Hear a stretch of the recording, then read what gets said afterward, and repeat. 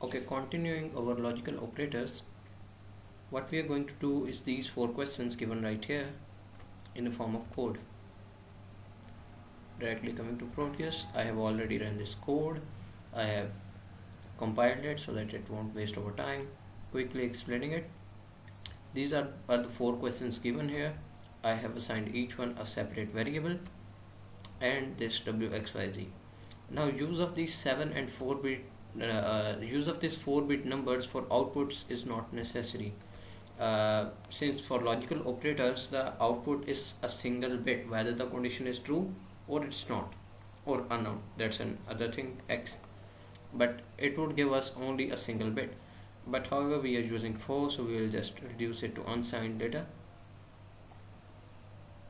Since I have already compiled it, I will directly jump to its RTL view.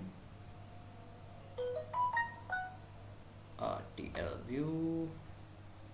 This is the RTL view. Nothing clear here.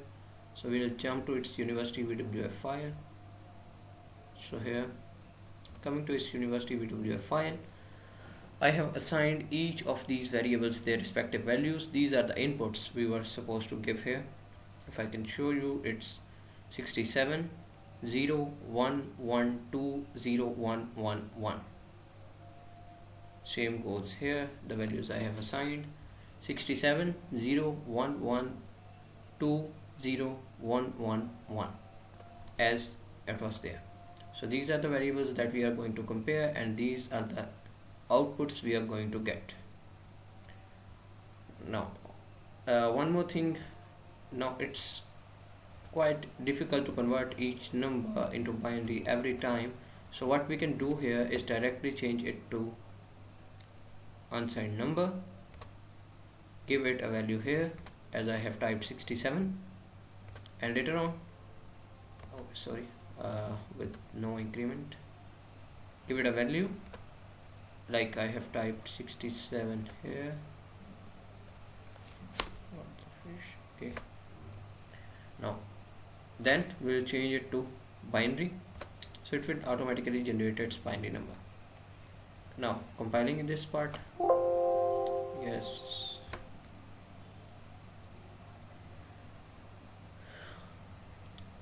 now these are the results we get for our w, x, y and z questions that were given. So they are 0, 0, 1, 1. We can change it to an unsigned number because we only get 0 and 1, just so that it makes a bit more sense. Or we could have reduced it to a single bit, as I told earlier. So our results are 0, 0, 1, 1 for the given questions. Now quickly explaining it, first function was not of a. Not of a means if this signal is present, then here we will get 0. Yes, this signal has some bits which are 1, so we got 0. The next part of the question was comparison of 0 and 1.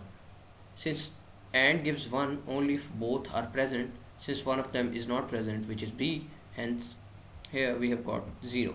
Coming to the next part, the C part was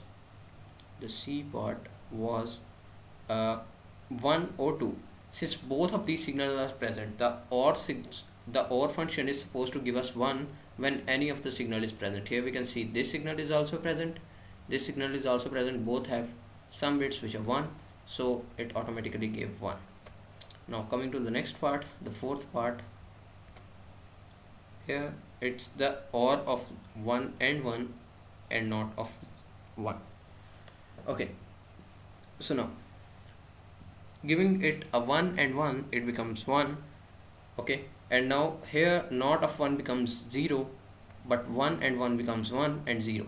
Now from all these bits we are comparing 0, 1 and 0, 0 or 1 or 0.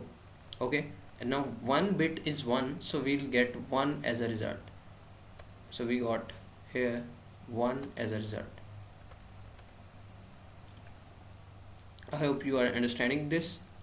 Combining these both becomes 1, this becomes 0, not of this becomes 0, but the central bit is 1, so 0 or 1 or 0 becomes 1 here. As we note down the results. And that's all for this part of the video. We'll skip to the E part, which is a separate program, which is this, the gamma module.